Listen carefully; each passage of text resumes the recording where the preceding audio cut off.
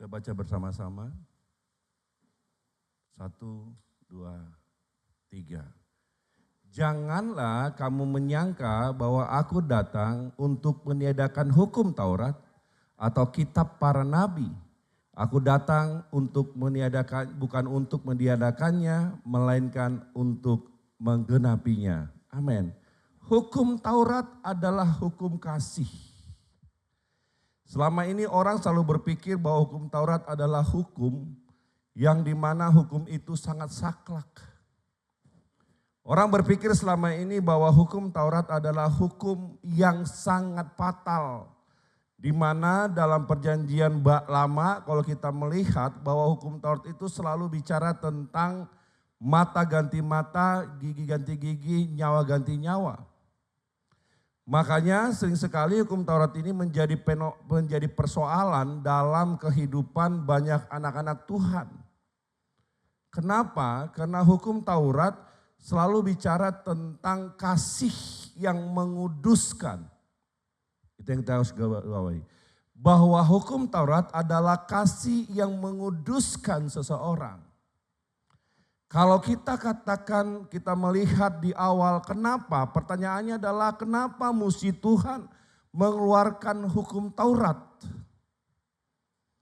Kenapa dia mengeluarkan? Kenapa dia tidak kemudian memberikan kasih saja untuk mengampuni setiap orang yang bersalah? Saudara, dalam perjalanan bangsa Israel dari Mesir ke tanah Kanaan ini bukan persoalan yang mudah.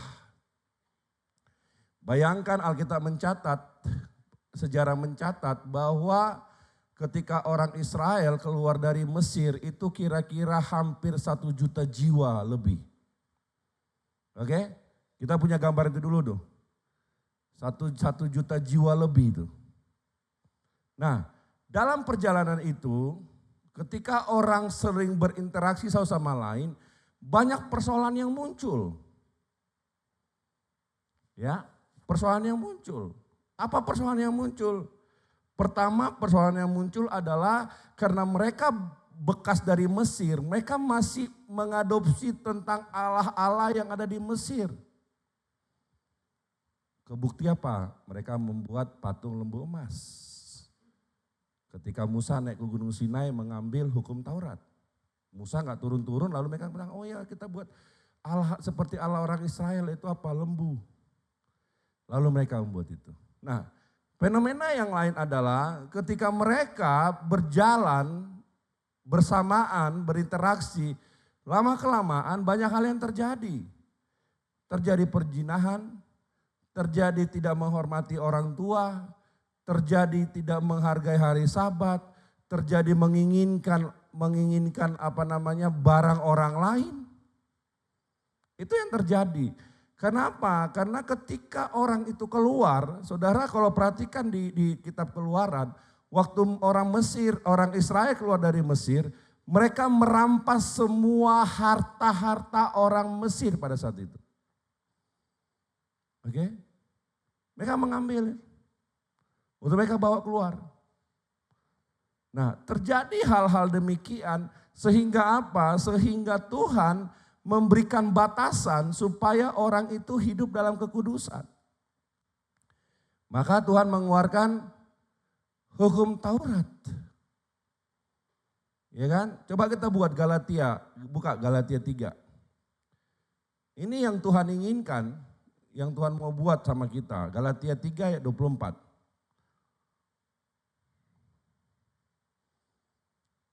Oke, coba perhatiin nanti sampai sampai 25 nanti ya Yul. Coba perhatiin. Jadi hukum Taurat adalah penuntun bagi kita sampai Kristus datang. Oke, saudara lihat bahwa hukum Taurat dibuat untuk kita sampai kepada ketuhanan yang sesungguhnya. Ya, hukum Taurat dibuat untuk kita sampai kepada ketuhanan yang sesungguhnya. Supaya apa? Supaya kita dibenarkan karena iman. Oke. Ketika kita mengimani hukum Taurat, artinya orang mengimani adalah orang yang melakukan hukum itu, lalu dia berjalan dengan hukum itu, maka dia akan sampai kepada kealahan yang sesungguhnya. Makanya saudara, selalu ada tabur tua yang terjadi. Ketika orang melakukan dosa, maka akan ada yang terjadi dalam hidupnya. Salah satu adalah waktu kita melakukan dosa, ada satu yang Tuhan ambil, apa? Damai sejahtera. Coba saudara berbohong, rasanya gak enak di hati, betul gak? Gak enak kan, Lisa, aduh. Pasti gak enak, ya kan? Kenapa? Karena upah dosa adalah maut. Maut itu bicara apa? Kematian. Kematian itu adalah bicara apa? Kehilangan damai sejahtera di dalam setiap orang. Makanya kalau saudara melanggar sesuatu, pasti akan ada terjadi dalam hidupmu. Mau itu damai sejahtera yang hilang. Mau itu kemudian ada tiba-tiba sakit yang gak jelas. Mau tiba-tiba kesialan datang. Mau tiba-tiba apa, banyak yang terjadi. Kenapa? Karena dosa itu selalu membawa orang kepada maut. Makanya kenapa setiap orang harus hidup dalam kekudusan. Supaya kita dibawa kepada Kristus. Kalau enggak dibawa kepada Kristus. Makanya Amsal bilang orang yang mencari kehampaan akan mendapatkan kehampaan. Amin. Kalau kita ingin mendapatkan yang panah, maka kita akan mendapatkan kepanaan. Makanya kenapa kita dapat sesuatu yang tidak berasal dari Tuhan, maka hilang. Ada upah dari semua apa yang kita perbuat. Maka untuk itulah lalu Tuhan memberikan hukum Taurat kepada setiap orang. Supaya apa? Supaya orang itu punya batasan. Supaya orang itu tidak terjebak dengan hidupnya, dengan pikirannya. Kenapa? Karena Tuhan sudah batasi hukum itu. Apa hukum Taurat yang pertama? Masih ingat? Masih ingat? Wah lupa nih, baru masuk sekolah minggu lagi kayaknya. Apa komentar yang pertama? Apa komentar yang pertama?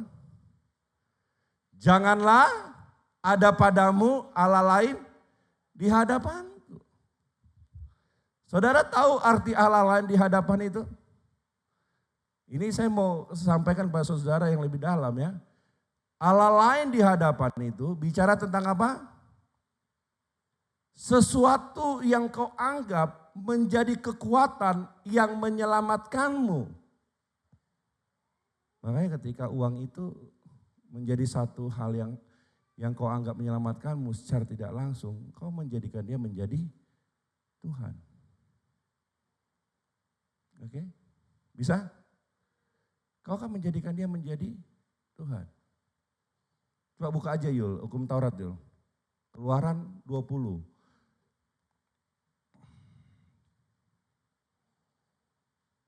Ayat ketiga ya. Keluaran 20 ayat 3.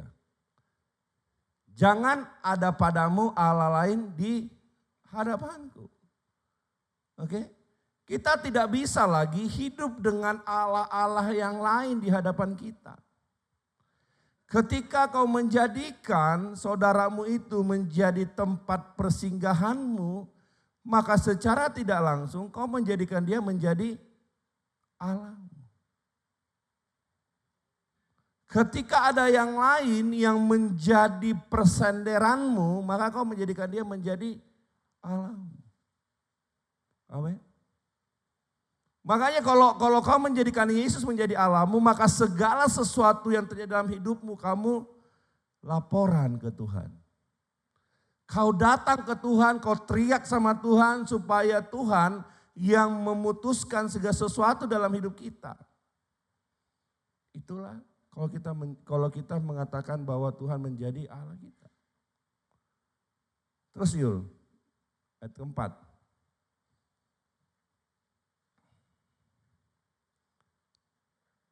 Udah, ayat keempat. Apa dibuat di situ? Apa? Jangan membuat bagimu patung menyerupai apapun yang ada di langit, di atas, atau di bawah, atau di bumi, di bawah, atau yang ada di dalam air, di bawah bumi. Segala sesuatu. Oke? Nah, ada fenomena yang terjadi sering sekali, orang mendapatkan sesuatu, misalnya dalam kebudayaan Jawa, ketika katanya dapat keris dari alam gaib, lalu itu disembah, ya kan? Kalau orang tradisinya itu dibilang apa? Dia memandikan, nanti pas malam kliwon, itu dimandiin kerisnya. Jadi keris itu gak boleh dikeluarin kalau gak malam kliwon. Dia bilang, kenapa demikian? Karena ini dapat dari alam gaib. Kena hukumnya kan? Di bawah bumi, di udara, di langit, dimanapun. Itu akan membawa kau kepada malapetaka. Next, yang berikutnya Yul. Lalu apa? Tetapi aku akan menunjukkan kasih setia kepada beribu-ribu orang, yaitu mereka yang mengasihi aku dan berpegang kepada perintahku. Terus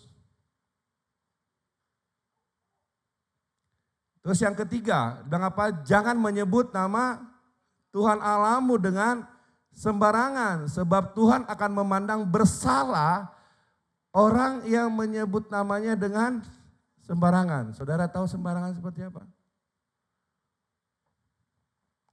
Saudara pernah tahu orang yang latah? Orang yang latah.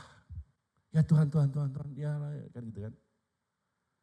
Sembarangan artinya sering sekali orang tanpa sadar dia memainkan nama Tuhan. Iya kan? Sering sekali misalnya ada dulu saya melakukan juga kejahatan itu dulu ya. Saya dulu berjudi, saya minta Tuhan Yesus menyertai judi saya. Iya, dulu saya judi bola. Itu lucu tuh. Ya saya sempat kalah nih gitu. Lalu saya pikir Tuhan kalau Engkau memenangkan saya akan bertobat. Saya pakai nama Tuhan. Itu kejahatan yang saya lakukan dulu. Ketika itu menang kan, lalu saya berdebat dengan bapak rohani saya. Saya bilang waktu itu saya panggil nama Tuhan. Dia bilang itu setan katanya kan. Saya marah. Kok bisa saya pakai nama Tuhan menolong saya. Karena otak saya mengatakan dalam segala kesulitan pakai nama Tuhan. Iya kan? Kenapa? Karena otak saya nggak benar gitu. Lalu ketika saya dikasih pengertian baru saya tahu, oh iya ya. Kita kan nggak bisa sembarangan. Memang Tuhan itu Maha Penolong, tetapi kan tidak dalam keadaan yang bodoh seperti itu. Nah, saudara, ini yang sering terjadi. Kita kadang menyebutkan nama Tuhan dengan sembarangan. Sesuatu yang nggak perlu kita sebutkan nama Tuhan. Oke, next, lanjutnya yuk. Ingatlah dan kuduskanlah hari Sabat. Sabat bicara tentang perhentian. Oke, Sabat bicara tentang berhenti melakukan segala sesuatu. Makanya saudara, orang-orang yang tidak menghargai Sabat, kalau dalam perjanjian lama itu dilempari sampai mati. Makanya saudara, kadang-kadang kita berpikir kita terlalu mudah mengatakan, oh iya ketika saya nggak ke gereja nggak apa-apa. Toh juga nggak ada hukumannya. Ya kan? Makanya banyak orang ketika ke hari Minggu itu melancong kemana-mana. Pergi kemana-mana, ke gereja nggak usah gitu kan. Kenapa? Karena orang mengatakan nggak ada hukuman langsung. Saudara bayangkan ketika ada hukuman langsung yang terjadi waktu saudara melakukan dosa, saudara hidup dalam perjanjian lama, waktu saudara berdosa dilempar sampai mati, mau nggak? Nggak akan mau. Makanya banyak orang meremehkan, hari-hari ini banyak orang meremehkan karena Tuhan baik. Karena Tuhan tidak memberikan hukuman langsung. Makanya orang bermain-main dengan hidupnya. Gak apa-apa gak menabrak, gak apa-apa gak ke gereja, nanti aja ke gereja, next lah. Ini kan ada yang penting yang jauh lebih penting daripada Tuhan. Kan secara gak langsung kita mau katakan demikian. Orang-orang yang menabrak hukum Taurat secara gak langsung, orang-orang yang menabrak hari Sabat, yang tidak merayakan hari Sabat, secara langsung mengatakan Tuhan tidak penting bagiku. Ini persoalan. Makanya ketika lagi yang tadi nyanyi lagu tadi itu, Yesus engkaulah permata hatiku, itu sulit disampaikan. Kenapa? Karena hari Sabat tidak lagi menjadi satu hal yang penting dalam hidupnya. Hari Sabat adalah orang berhenti dari pekerjaannya lalu menyembah Tuhan. Makanya tidak ada tawar-menawar di hari Sabat. Kamu datang menyembah Tuhan, yang lain gak ada urusan. Karena dikatakan Alkitab hanya berkat itu berasal dari Tuhan, bukan dari kekuatanmu. Itu yang terjadi. Dulu ada murid, ya, dia kerja di hotel. Hotel itu nggak pernah ada off. Oke, dia kerja di hotel. Hari Minggu dia masuk. Tapi yang dilakukan apa? Dia pergi gereja. Dia masuk sebentar, absen, lalu dia ke gereja. Dia nggak peduli, dipecat pun nggak apa-apa. Karena saya tahu, saya untuk Tuhan, saya bukan melancong kemana-mana. Waktu dia ke gereja, dia pulang, manajernya nggak ngomong apa-apa. Kamu dari mana? Saya dari gereja. Udah kerja lagi biasa. Karena saya tahu saudara, banyak Tuhan akan membela kita ketika kita melakukan apa yang berkenan di hadapan Tuhan. Nah, banyak orang mengatakan, oh saya kemarin jalan hari Minggu, saya jalan, saya tabrakan, kok Tuhan tidak membela saya. Ya kau tabrak harinya Tuhan. Nah saudara, hati-hati bahwa hari Sabat ini menjadi hari perhentian di mana kita menyembah Tuhan. Tuhan bilang bahwa hari Sabat adalah di mana Tuhan beristirahat dan disembah. Makanya tidak bisa lagi melakukan yang lain-lain. Kalau saya mau katakan dengan kata yang lebih spesifik lagi. Tidak ada tawar-menawar ketika kau berhadapan dengan Tuhan. Amin. Ya, biar kita paham nih. Tidak ada kata tawar-menawar, nantilah Tuhan. Ini yang penting Tuhan, itu yang penting Tuhan. Karena kita harus tahu bahwa Tuhan yang memberikan berkat buat kita. Sehebat-hebatnya, sepintar-pintarnya engkau. Kalau Tuhan tidak berkenan, maka sia-sialah hidupmu. Amin.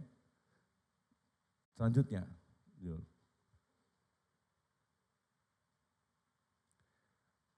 Oke, ini kan dibilang hari Sabat, engkau 6 harilah engkau dikatakan di sini kan 6 harilah lamanya engkau akan bekerja dan melakukan segala pekerjaanmu, cukup. 6 hari cukup. Oke, lalu next ya. Hari ke-7 ya adalah hari Sabat Tuhan Allahmu, maka janganlah engkau melakukan segala sesuatu pekerjaan. Engkau atau anakmu laki-laki, anakmu perempuan, atau hambamu laki-laki, atau hambamu perempuan, atau hewanmu, atau orang asing yang di tempat kediamanmu. Saudara perhatiin, sangat ketat sekali Tuhan berikan.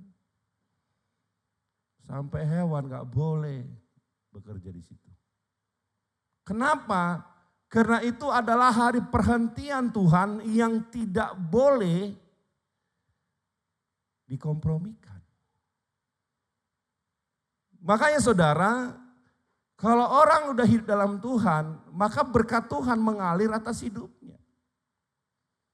Kalau kita tak hidup dalam Tuhan, banyak menabrak hukum Taurat, jangan kita berpikir bahwa kita akan baik-baik saja. Yang ada adalah apa? Akan ada sesuatu ketika kau menabrak, ada dosa yang kau lakukan, akan ada kehilangan sesuatu yang kau tidak sadarin. Selanjutnya. Kemudian yang kelima, hormatilah ayahmu dan ibumu supaya apa? Lanjut umurmu di tanah yang Tuhan berikan kepada. Ya, hari-hari ini banyak orang gak menghormati lagi orang tuanya. Oke? Menghormati orang tua, saudara, ini yang fenomena yang harus saudara tahu. Ya, menghormati orang tua itu adalah ketika saudara ngikutin orang tua secara dunia. Misalnya kau disuruh nyapu, gak mau nyapu, kau berdosa. Tapi kalau orang tuamu suruh gak usah kau ke gereja itu, kau tentang pun gak apa-apa. Oke? Iya kan? Atau orang tua, udahlah nanti aja kau baca Alkitab ini dulu lah. Nah, itu kau tentang gak apa-apa. Gak ada urusan. Tapi kalau kita disuruh nyapu, kita nggak mau, kita berdosa. Sapu itu dulu, nggak mau apa ini mah, itu kau berdosa. Tapi kalau bicara kau berhadapan dengan Tuhan, kita nggak ada urusan. Tapi benar-benar Tuhan ya, bukan alasan Tuhan menjadi melawan orang tua, nggak gitu juga. Ya, artinya menghormati orang tua ini kita ngikutin hal yang baik, apa yang baik, yang tidak menjauhkan kita dari Tuhan. Amin. Ya, terus yuk. Kemudian janganlah membunuh. Fenomena di situ di pas saat dari Mesir ke tanah Kanan itu ada pembunuhan di situ. Lalu terus yang ketujuh, terus yuk, gak bisa. Ya, yang ketujuh apa? Jangan berzina. Terus, jangan mencuri. Lalu terus, jangan mengucapkan saksi dusta kepada sesamamu. Hati-hati orang yang suka bohong. Ya, berhenti orang yang suka bohong. Kau tidak akan pernah berkembang. Kalau Alkitab bilang apa? Ketika orang sering berbohong berarti iblis adalah bapaknya. Bapak segala dusta adalah iblis. Maka waktu kau suka berbohong, maka iblislah menjadi bapamu. Maka orang-orang yang mau datang ke gereja, yang masih suka bohong, sebenarnya yang dia sembah bukan Yesus, tapi setan. Ini saya mau sampaikan, supaya apa? Supaya kita jelas. Kita mengatakan iya dan amin. Di lebih dari situ, kebohongan. Oke, terus. Janganlah menginginkan rumah sesamamu. Janganlah menginginkan istrinya atau hambanya laki-laki atau hambanya perempuan atau lembunya atau keledainya atau apapun yang dipunyai sesamamu. Oke? Jangan kita berpikir bahwa rumput tetangga lebih indah dari rumputmu. Ya kan? Gak boleh. Kita biarin aja. Kalau orang itu punya sesuatu yang lebih, ya sudah, berarti dia bekerja lebih baik. Kalaupun dia diberkati tapi dia curang, tapi dia korupsi misalnya, atau dia melakukan kejahatan, dia diberkati, biarin aja. Tidak membuat kita kemudian enak banget dia, nggak ada urusan itu. Kita mau menikmati Tuhan yang ada di dalam diri kita, amin. Terus, next. Ya, seluruh bangsa itu menyaksikan, udah selesai ya? Ada lagi, satu lagi? Oke. Udah selesai ya, sampai 10 ya, udah. Nah, ke-10 hukum Taurat itu menjadi hal yang harus kita pegang seumur hidup kita. Ya, jangan lagi kita kejebak dengan pikiran-pikiran yang salah. Ya. Coba buka lagi Yul, Roma 7 ayat 7. Ayat 7 ya, Roma pasal 7 ayat 7.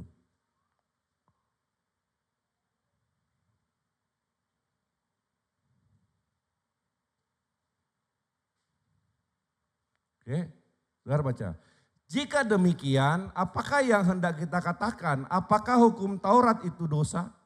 Sekali-sekali tidak. Sebaiknya jika justru oleh hukum Taurat aku telah mengenal dosa. Karena aku juga tidak tahu apa itu keinginan.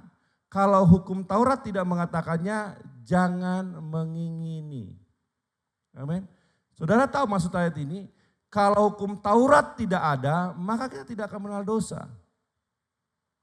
Kenapa Niniwe Tuhan selamatkan? Karena mereka tidak tahu tangan kanan dan tangan kiri. Mereka tidak tahu mana yang berdosa, mana yang benar. Makanya Tuhan mengirim Yunus ke sana. Karena tidak mengerti. Kalau hukum Taurat tidak ada, maka kita tidak tahu kalau membunuh itu dosa. Kita tidak tahu kalau berzina itu dosa. Kita tidak tahu kalau menyembah patung itu dosa. Kalau menyembah pohon itu dosa.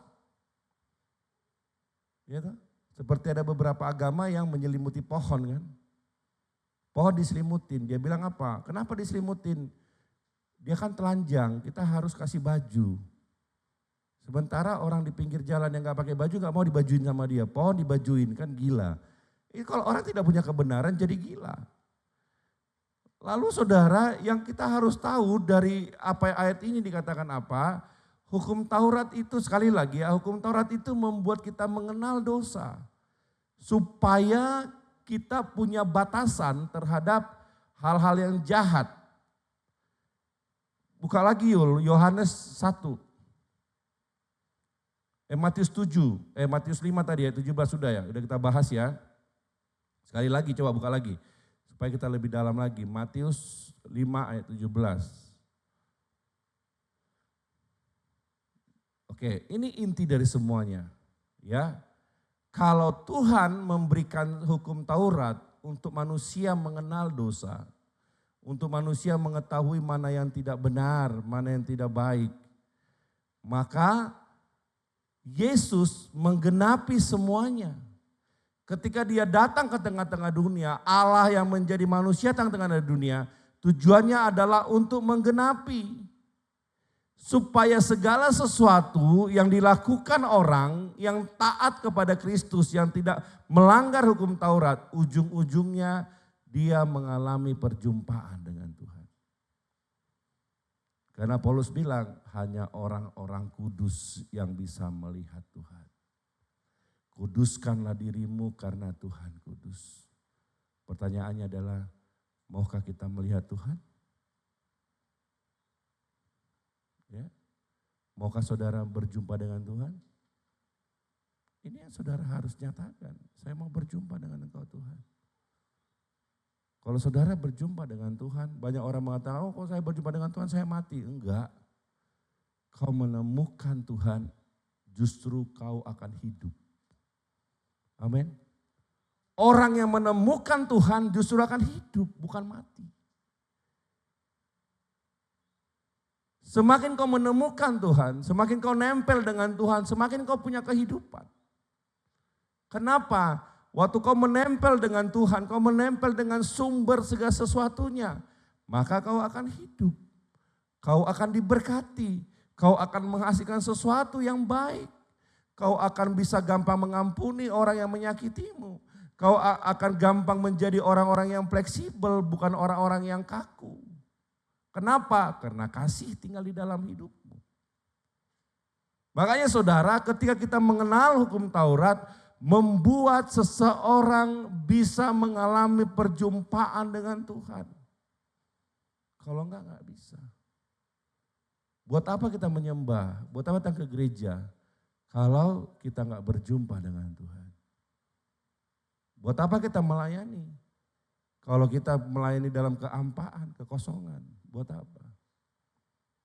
Ya. Makanya saudara, kita dibebaskan oleh kasih karunia. Kedatangan Yesus bukan berarti kita jadi terikat dengan hukum Taurat.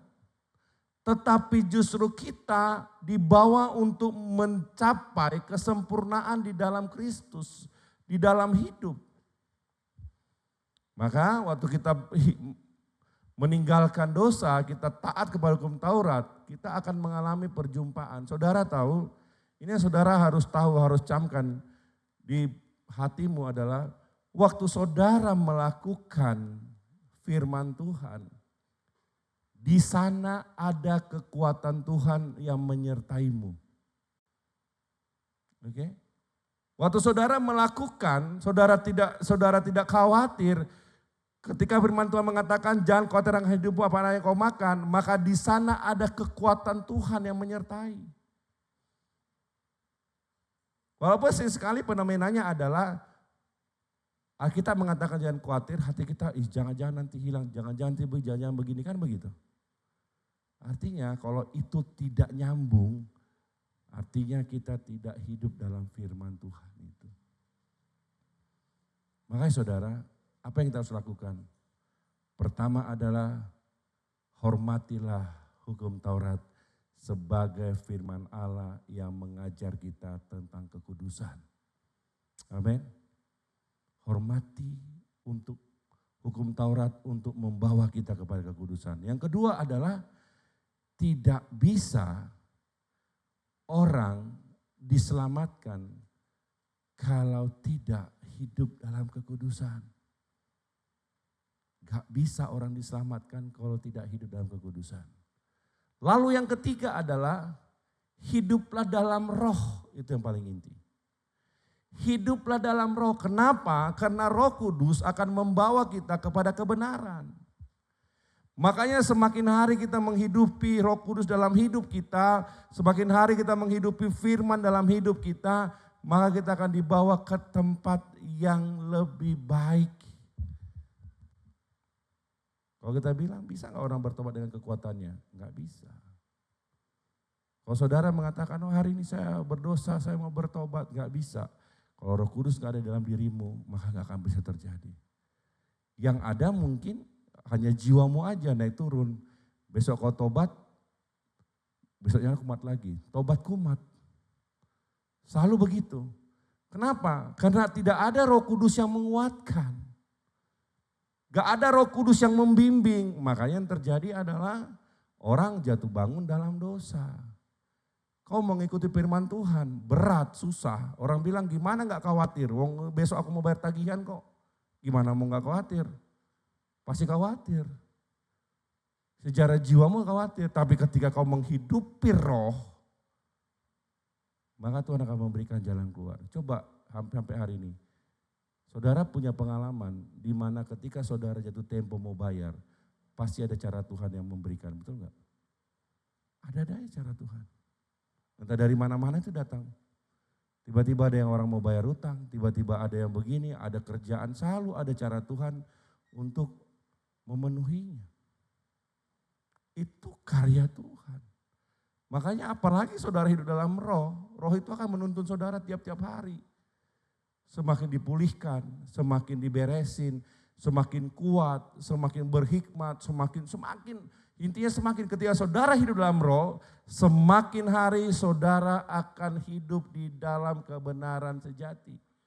Secara tidak langsung, semakin hari saudara semakin kuat. Kalau di dalam roh orang mau ngejek saudara buat sakit hati, gak gampang sakit hati. Tersenyum aja. Orang mau ngata-ngatain, kita tenang aja. Orang mau gimana-gimana, kita tenang aja. Kenapa? Karena ada kekuatan yang berasal dari roh. Waktu saudara menghidupinya. Makanya menghidupi roh sesuatu yang penting dalam hidup kita. Kalau semuanya itu hukum Taurat kita lakukan tanpa roh, maka itu kita lakukan dengan kekuatan kita. Gagal pasti gagal. Jatuh pasti jatuh. Tapi ketika kau hidup dalam roh, maka segala hukum Taurat itu kau lakukan, itu menjadi satu gaya hidupmu. Amin. Roh Kudus akan membuat kita melakukan firman menjadi gaya hidup. Bukan menjadi sampingan lagi. Makanya jangan pernah hilangkan kuasa Roh Kudus dalam hidupmu. Saya selalu bilang sama saudara, minta Roh Kudus memenuhimu setiap saat. Penuhi saya setiap saat Tuhan. Penuhi dalam hati saya. Supaya apa? Supaya saudara dikuatkan. Amin. Ya, hiduplah dalam roh. Hidup dalam roh, jalani segala sesuatu dengan Roh Kudus. Artinya apa? Minta selalu penyertaan Tuhan. Libatkan Tuhan dalam semua segi hidupmu apapun itu. Ya, kecuali dosa ya, kecuali jangan saudara lakukan seperti saya bilang tadi. Saya lagi berjudi, saya minta penyertaan Tuhan supaya saya menang. Nah itu gak boleh. Oke? Jangan bodoh kita melakukan demikian. Nanti kita bilang, oh gak apa-apa, berarti kita dibilang dalam segala hal, dalam apapun, tolong saya Tuhan, ya kan? Anak orang hamil, tolong Tuhan, supaya saya nggak diminta pertanggungjawaban, udah repot juga kita. Ya kan?